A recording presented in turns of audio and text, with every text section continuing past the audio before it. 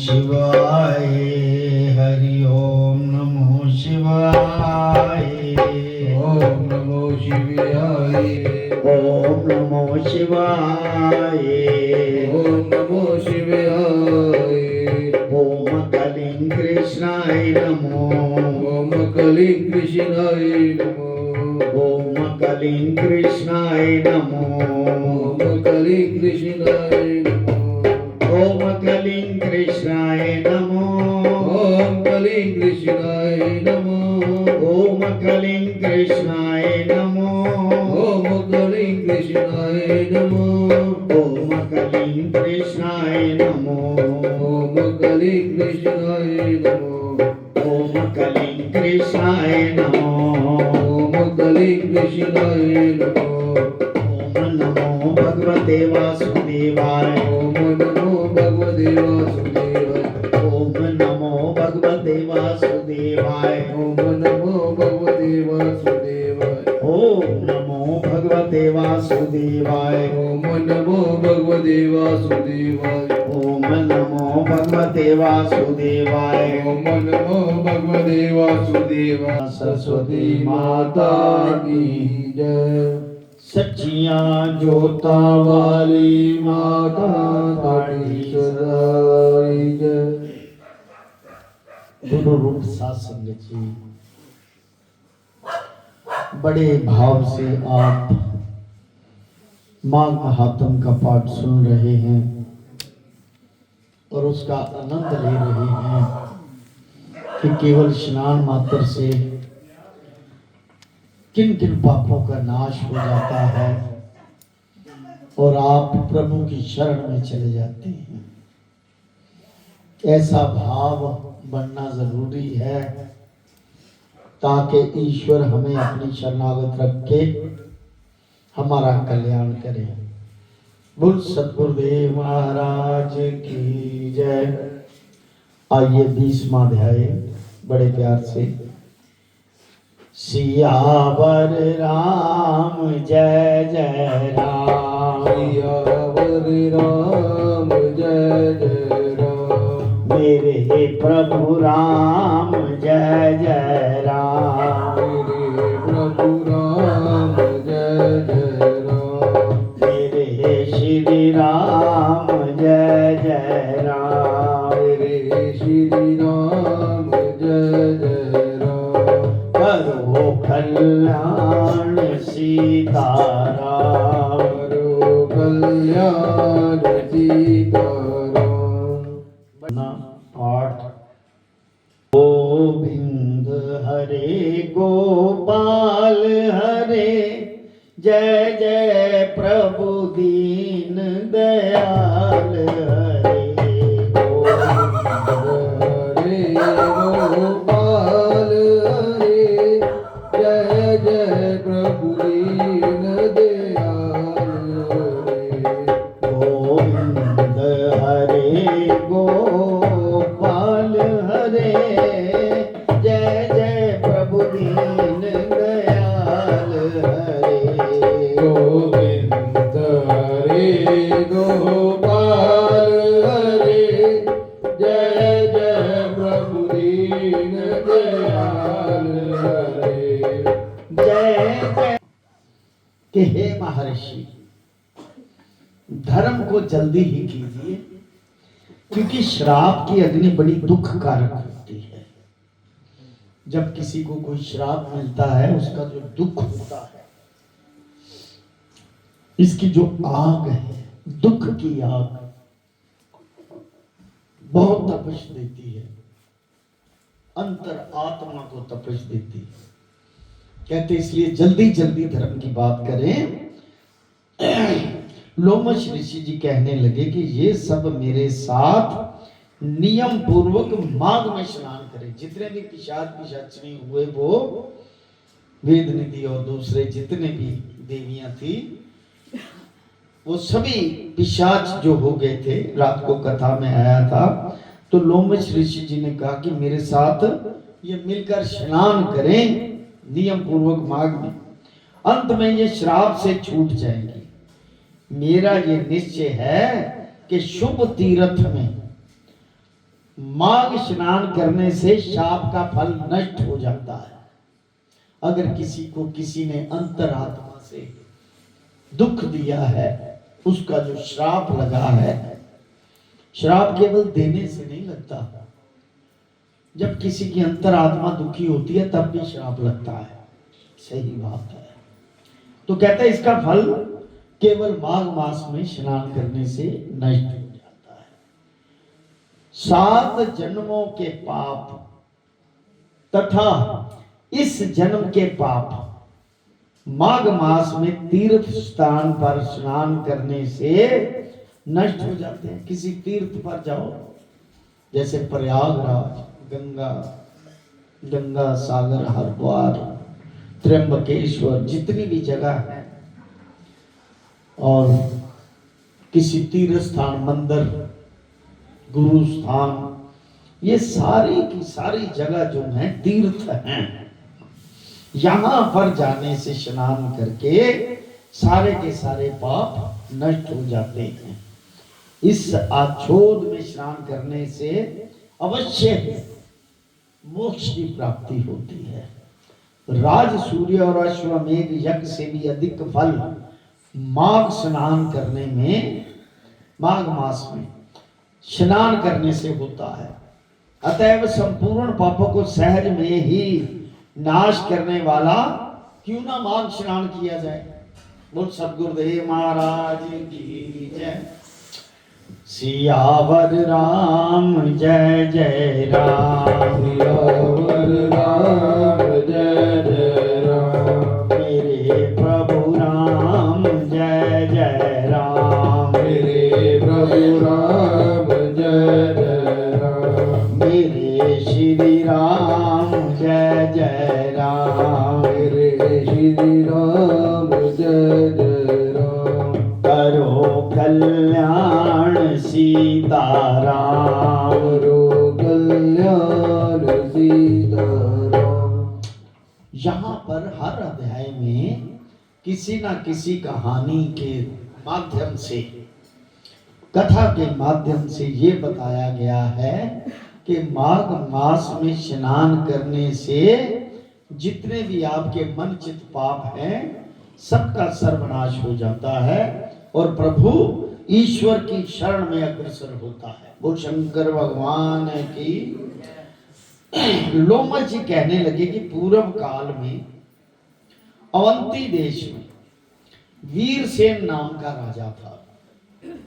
उसने नर्मदा के किनारे राजसूय यज्ञ किया और अश्वमेघ यज्ञ भी किए, जिनके खंबे सोने के बनाए गए। ब्राह्मणों को वो शंकर भगवान की अन्य का बहुत सा दान दिया और बहुत सी गौएं, सुंदर वस्त्र और सोने के आभूषण से युक्त दान दिए ब्राह्मणों को। भद्रक नाम का एक ब्राह्मण जो अत्यंत मूर्ख और कृषि करने वाला, दुराचारी तथा अधर्मी था, वह भाई बंधुओं से त्यागा हुआ इधर उधर घूमता हुआ देव यात्रियों के साथ प्रयाग में आया और माघ में उनके साथ 3 दिन तक स्नान किया। वह 3 दिन में निष्पाप हो गया। जो ब्राह्मण मूर्ख, दुराचारी, अधर्मी, वो 3 दिन में निष्पाप हो गया। फिर वह अपने घर चला गया। उसने ब्राह्मण और राजा दोनों को बराबर इंद्रलोक में देखा, ब्राह्मण को भी और राजा को। तेज रूप, बल, स्त्री, वस्त्र और आभूषणों में दोनों समान थे। ऐसा देखकर उसके महात्म को क्या कहा जाए। राज सूर्य यज्ञ करने वाला स्वर्ग के सुख भोग कर फिर भी जन्म मरण से रहित हो जाता है। गंगा और जमुना के संगम की हवा के स्पर्श से ही बहुत से दुख नष्ट हो जाते हैं। गंगा और जमुना का जहां स्पर्श, प्रयागराज, त्रिवेणी, वहां सरस्वती का भी वहां बहना था। यानी कि उस जल से, जल की जो हवा है उससे आदमी जो स्पर्श करता है, हवा जिसको लगती है, उससे भी कहते हैं कि उनका कल्याण हो जाता है। क्या कहें, हवा के स्पर्श से ही बहुत दुख से नष्ट हो जाते हैं शख्स के। अधिक क्या कहें, और किसी भी तीर्थ में किए गए पाप माघ मास में प्रयाग में स्नान करने से नाश हो जाते हैं। किसी भी तीर्थ में। मैं पिशाच मोचन नाम एक पुराना इतिहास सुनाता हूं। इस इतिहास को ये कन्याएं और तुम्हारा पुत्र भी सुने, और जिसका पुत्र भी पिशाच हो गया था और कन्याएं भी सब पिशाच हुई थी, उनको सुना रहे हैं कि वो सुने और तुम्हारा पुत्र भी सुने, इनको स्मृति प्राप्त होगी। पुराने समय में देवद्युति नाम का एक बड़ा गंभीर और वेदों का परंगत एक वैष्णव ब्राह्मण था। उसने एक पिशाच को निर्मुक्त करवाया था। वेद निधि कहने लगे कि वह कहां का रहने वाला था, किसका पुत्र और किस पिशाच को उसने निर्मुक्त किया। आप विस्तार पूर्वक ये सब कथा सुनाइए। बोल शंकर भगवान की जय। सियावर राम जय जय राम। सियावर राम जय जय राम। मेरे प्रभु राम जय जय राम। मेरे प्रभु राम जय जय राम। मेरे श्री राम जय जय राम। मेरे श्री राम जय जय राम। करो कल्याण सीताराम। करो कल्याण सीताराम। बोल सद्गुरुदेव महाराज की। की जय। लोमश ऋषि ने कहा, किलपक्य से निकली हुई सुंदर सरस्वती के किनारे पर उसका स्थान था। जंगल के बीच में पुण्य जल वाली सरस्वती बहती थी। वन में अनेक प्रकार के पशु भी विचरते थे। उस ब्राह्मण के श्राप के भय से पवन भी सुंदर चलती थी तथा समय पर वर्षा भी बरसती थी, और वह वन चैत्र रथ के समान था। उस जगह आश्रम में धर्मात्मा देवद्युति रहता था। उसके पिता का नाम सुमित्र था। वह लक्ष्मी के वरदान से उत्पन्न हुआ था। वह सदैव आत्मा को स्थिर रखता, गर्मी में अपने नेत्र सूर्य की तरफ रखता और वर्षा में खुली जगह पर तपस्या करता। हेमंत ऋतु में सारस्वत सरोवर में बैठता और त्रिकाल संध्या करता। तीनों समय जितेंद्रिय और सत्यवादी भी था। अपने आप गिरे हुए फल और पत्तियों का ही भोजन करता था। मतलब इतना किसी वृक्ष को भी कष्ट नहीं देता था कि वहां से फल उतार के खा लूं। कहते जो अपने आप पत्ते और फल गिरते थे उनका ही केवल सेवन करता था। इसका शरीर सूखकर केवल हड्डियां मात्र रह गई थी। इस प्रकार उसको तप करते हुए वहां पर 1000 साल बीत गए। तप के प्रभाव से उसका शरीर अग्नि के समान प्रज्वलित था। विष्णु की प्रसन्नता से ही वह सब कर्म करता कि मेरा प्रभु, मेरा भगवान विष्णु कैसे खुश हो सकते हैं, इसीलिए वो ऐसे कर्म करता था। दधीची ऋषि के वरदान से ही वह श्रेष्ठ वैष्णव हुआ। एक समय उस ब्राह्मण ने वैशाख महीने की एकादशी को हरि की पूजा कर उनकी सुंदर स्तुति की तथा विनती करी। उसकी विनती सुनकर भगवान उसी समय गरुड़ पर चढ़कर उसके पास आए। चतुर्भुज विशाल नेत्र, मेघ जैसा सब रूप भगवान को स्पष्ट देखकर प्रसन्नता के मारे उसकी आंखों में आंसू भरे। ईश्वर के दर्शन किए तो आंखों में आंसू भरे और कृतकृत्य होकर भगवान को प्रणाम किया। उसने अपने शरीर को भी याद रखा और भगवान ने कहा कि हे देवद्युति, मैं जानता हूं कि तुम मेरे परम भक्त हो, मैं तुमसे अति प्रसन्न हूं। तुम वर मांगो। बोल शंकर भगवान।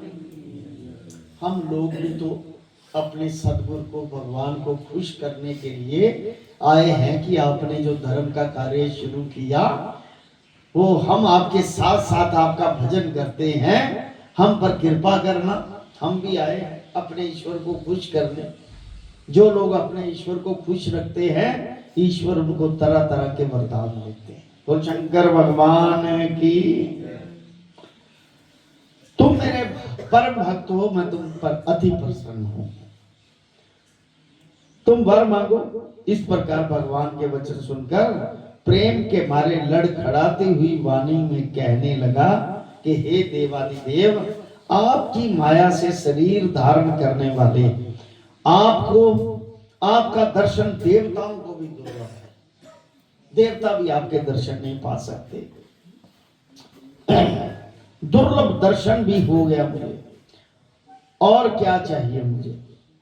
मैं सदैव आपकी भक्ति में लगा रहूं, बस इतना ही चाहिए, आपकी भक्ति करता रहूं।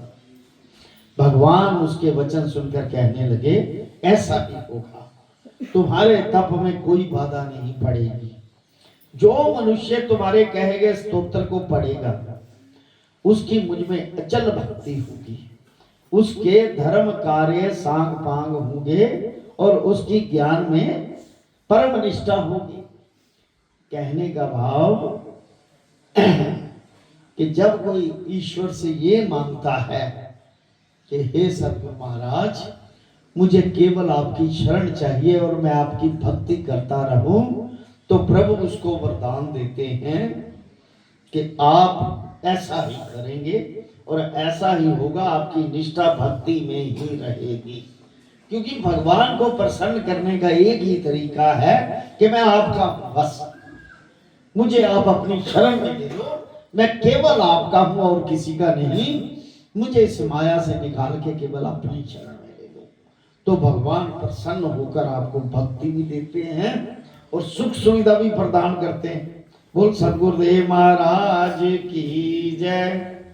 सियावर राम जय जय राम, सियावर राम जय जय राम, मेरे प्रभु राम जय जय राम, मेरे प्रभु राम जय जय राम, मेरे श्री राम जय जय राम, मेरे श्री राम जय जय राम, करो कल्याण सीताराम, करो कल्याण सीताराम। बोल सतगुरुदेव महाराज की जय। 22वां अध्याय।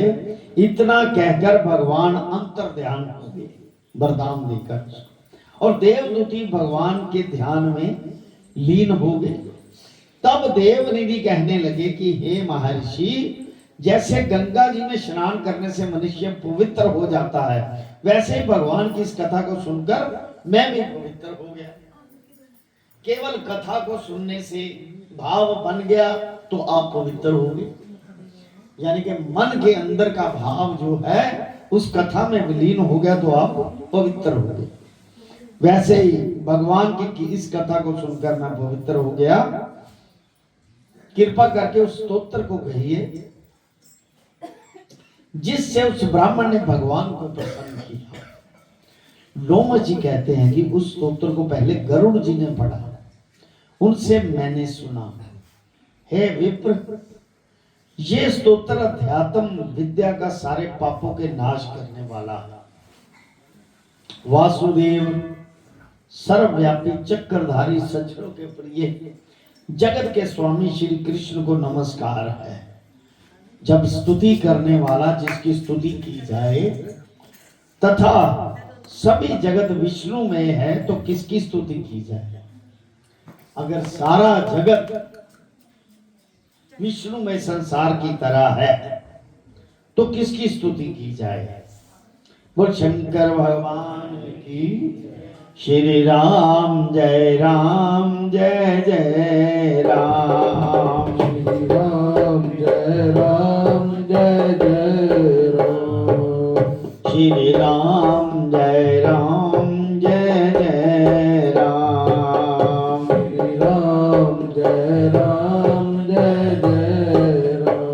बोल शंकर भगवान की जय।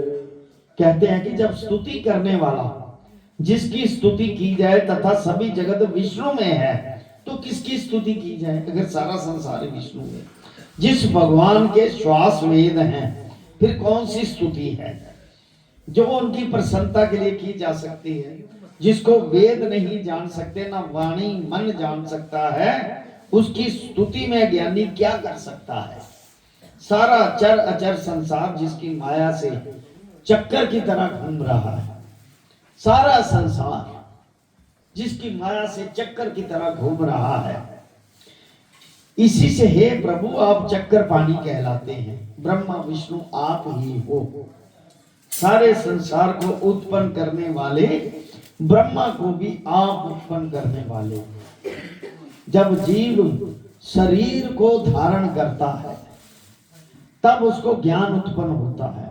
तुम सब सुखों के दाता हो, इसमें कोई संदेह नहीं।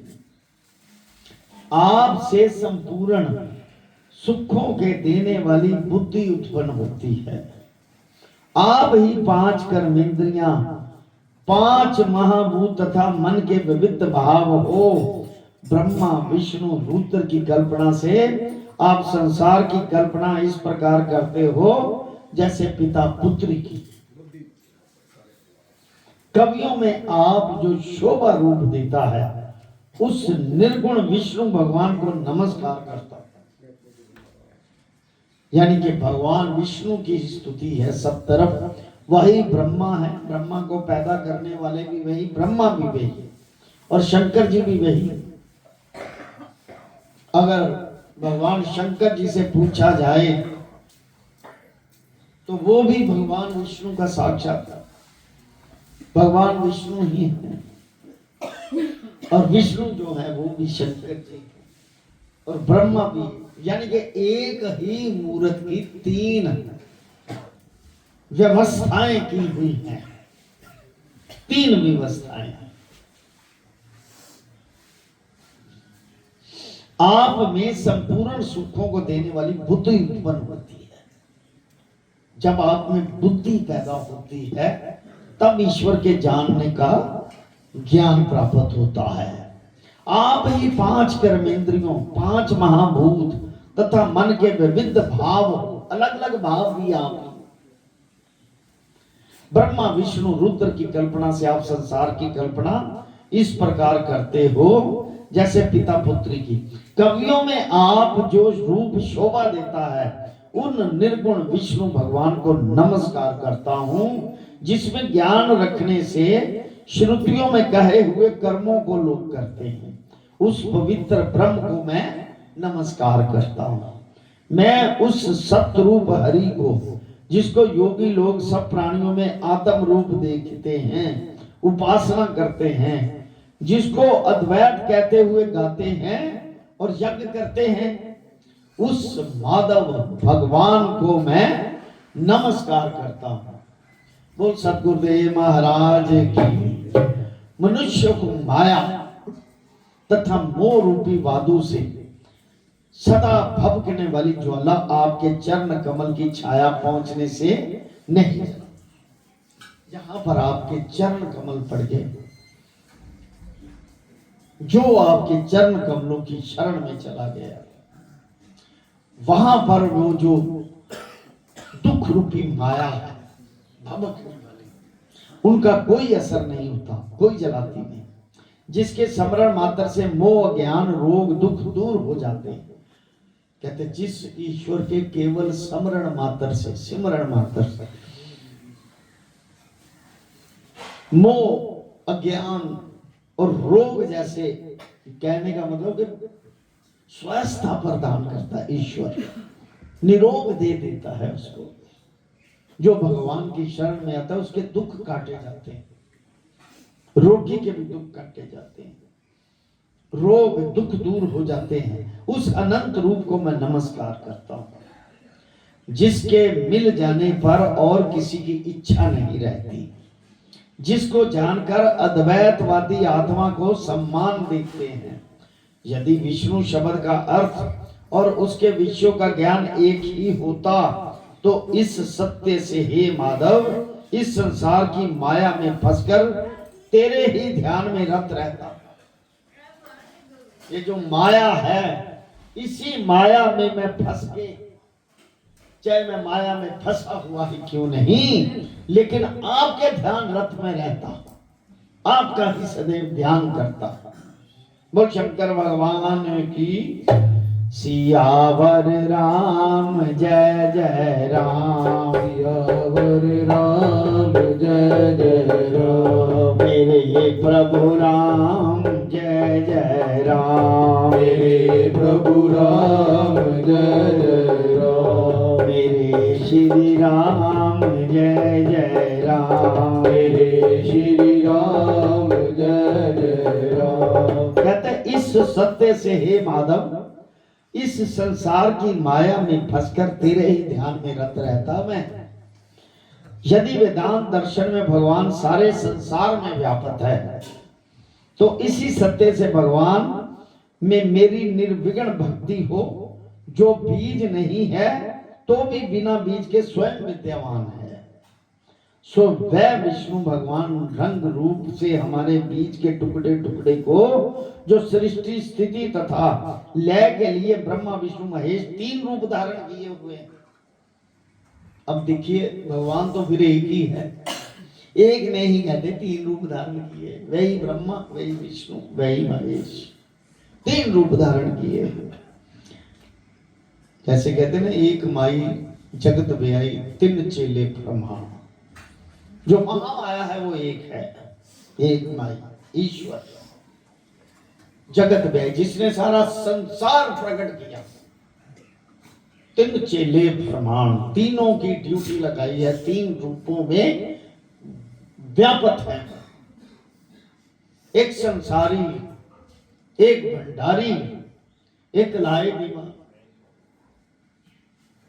एक ने संसार को प्रकट किया एक रूप में, और दूसरे रूप में सब दुनिया को भोग उपभोग की सामग्री प्रदान की, सारी दुनिया को, और तीसरे ने उसका संहार किया। ये तीनों ड्यूटियां लगी।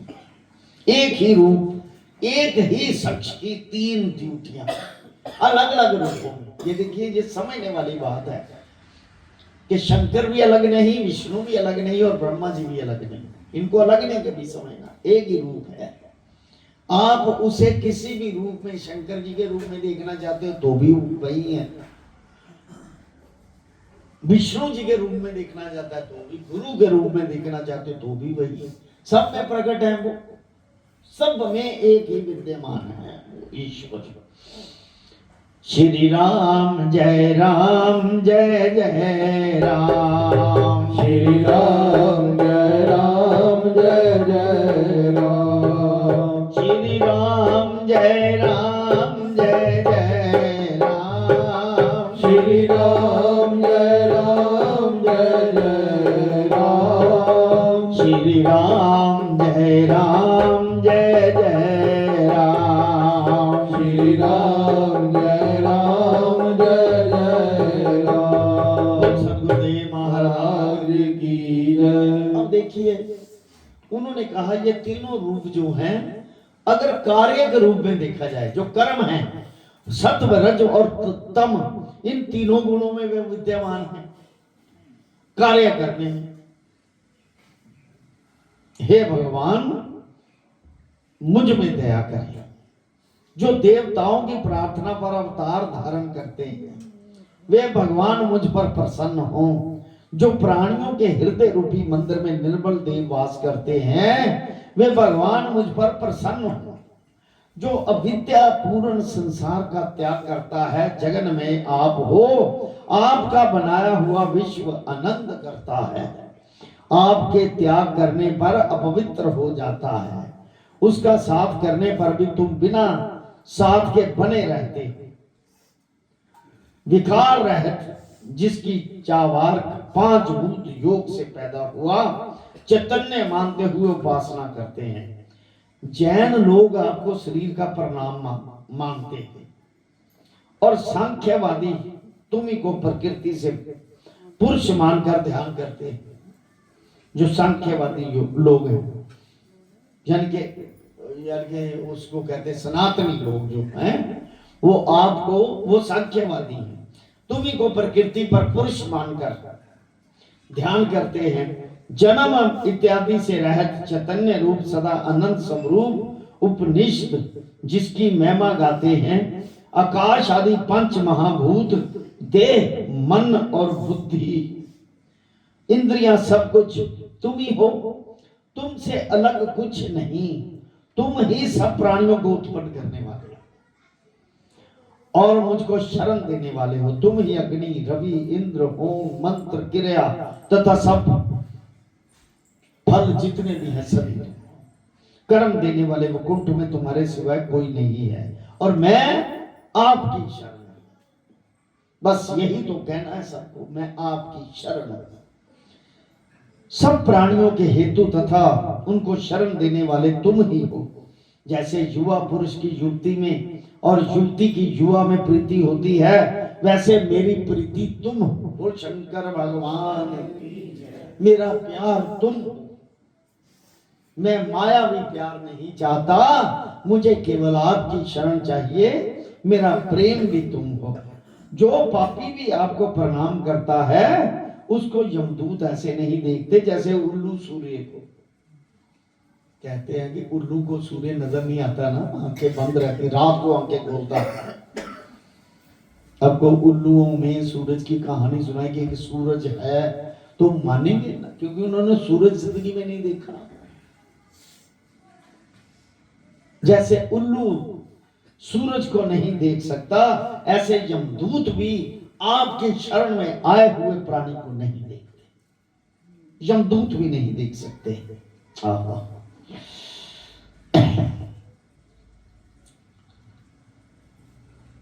जब तक आपके चरण कमलों का सहारा नहीं लेता, पाप मनुष्य को उस समय तक दुख देते हैं। जितने आपके पाप है ना किए हुए अच्छे बुरे कर्म, वो तब तक आपको दुख देंगे जब तक आप ईश्वर की शरण में नहीं हो। जब ईश्वर की शरण में आ गए तो ईश्वर फिर उस पापों का नाश कर देते हैं। जिसको गुण, जाति तथा धर्म स्पर्श नहीं कर सकते तथा गतियां भी स्पर्श नहीं करती, जो इंद्रियों के वशीभूत नहीं, जिनका बड़े बड़े मुनि लोग साक्षात नहीं कर सकते, उन भगवान को मैं नमस्कार करता हूं। कहने का मतलब, ना भगवान को कोई गुण स्पर्श करता है, ना कोई जात।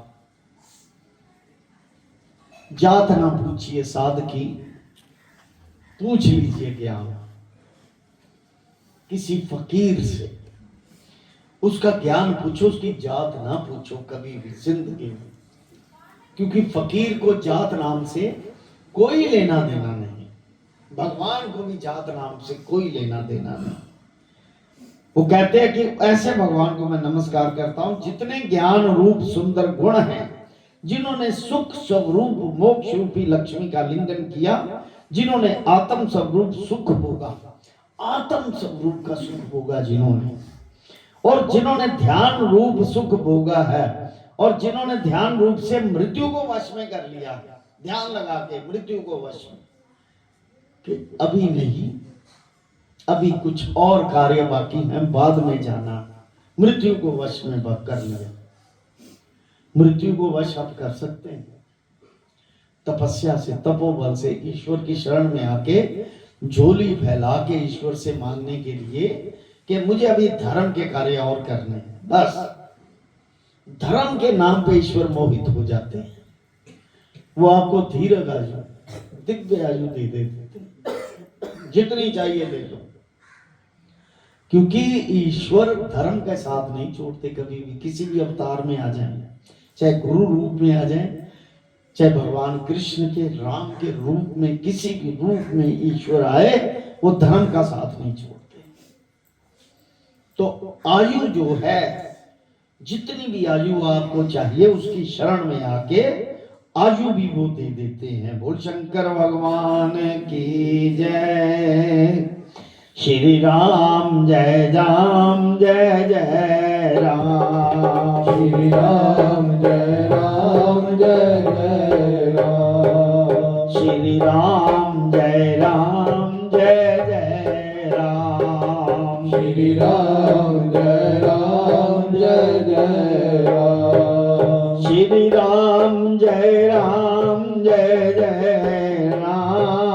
श्री राम जय राम जय जय राम श्री राम जय राम जय जय राम श्री राम जय राम जय जय राम सतगुरुदेव महाराज की जय। जिसने मृत्यु को भी वश में कर लिया, ऐसे मुनियों से सेवित भगवान को नमस्कार है जो जन्म आदि से अलग है, जिनको काम क्रोध आदि दोष दुख नहीं देते। उन वासुदेव भगवान को मैं नमस्कार करता हूं, जिनके ज्ञान की गति से अविद्या रूपी मन शुद्ध हो जाता है। अविद्या अज्ञान का रूपी मन, मैल, गंदगी, जिनके ज्ञान रूपी शस्त्र से संसार रूपी शत्रु का नाश हो जाता है। उन दुखों के नाश करने वाले को मैं नमस्कार करता हूं। जिस प्रकार भगवान सब स्थावर जंगम संसार को उत्पन्न करते हैं, इसी सत्य से भगवान मुझको दर्शन दें। इस प्रकार उसकी सच्ची भक्ति देखकर भगवान ने प्रसन्न होकर उस ब्राह्मण को दर्शन दिए और उस ब्राह्मण की स्तुति से प्रसन्न होकर तथा उसको वरदान देकर भगवान अंतर्ध्यान हो गए। वह ब्राह्मण कृतकृत्य होकर भगवान में लीन हो गया और शिष्यों के साथ स्तोत्र पढ़ता हुआ तपोवन में रहने लगा। जो कोई स्तोत्र को पढ़ता और सुनता है, उसकी बुद्धि पाप में नहीं लगती और ना ही बुरा फल देखता है। इसके कीर्तन से मनुष्य की बुद्धि, मन तथा इंद्रियां स्वस्थ रहती हैं। जो भक्ति पूर्वक अर्थ को विचार करके इसका जाप करता है, वह वैष्णव पद को प्राप्त करता है। इसके सदैव पढ़ने से मन वांछित कार्य सिद्ध हो जाते हैं। मनुष्य पुत्र पाता है तथा धन, पराक्रम और चिरायु प्राप्त करता है। इसके पाठ से बुद्धि, धन, यश, कीर्ति, ज्ञान तथा धर्म बढ़ते हैं। दुष्ट ग्रहों की शांति होती है। यह व्याधियों व अनिष्टता को दूर करता है।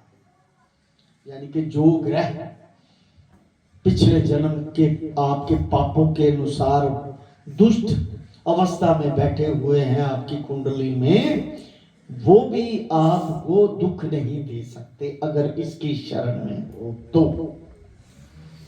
दुर्गति से तारता है। इसके पढ़ने से सिंह, व्याघ्र, चोर, भूत, देव, पिशाच और राक्षस का भय नहीं रहता। जो भगवान का पूजन करके इस स्तोत्र को पढ़ता है, वह पापों से ऐसे अलग रहता है जैसे पंख से कमल, कमल जैसे अलग रहता है गंदगी से। जो गति गंगा आदि के स्नान से मिलती है, जो इस स्तोत्र को 1 काल, 2 काल या 3 काल पढ़ता है, वह अक्षय फल प्राप्त करता है। जो मनुष्य प्रातः काल इस स्तोत्र का पाठ करता है, वो इस लोक तथा परलोक में अक्षय सुख पाता है। वेद द्युति का बनाया हुआ यह स्तोत्र भगवान को अत्यंत प्रिय है और भगवान के दर्शन कराने वाला है। योग सागर नाम का यह स्तोत्र परम पवित्र है। जो कोई भक्ति पूर्वक इसको पढ़ता है, वह विष्णु लोक को जाता है। अब पिशाच के मोक्ष की कथा कहते हैं। बोल सतगुरुदेव महाराज की।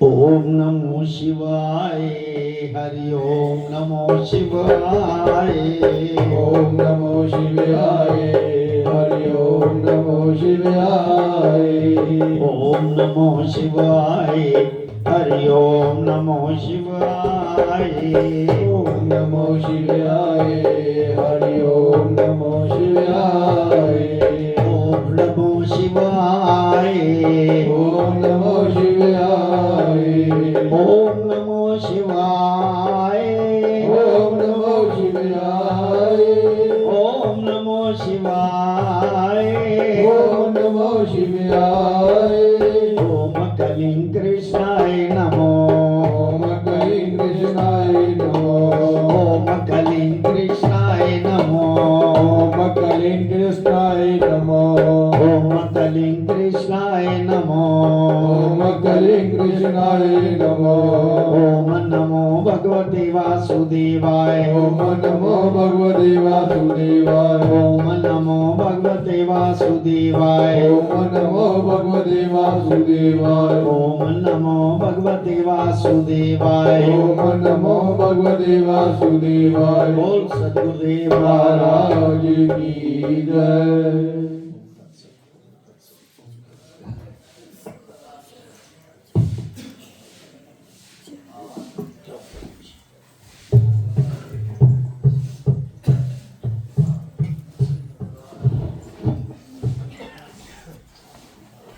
बोलो सद्गुरुदेव महाराज महाराज की जय। शंकर भगवान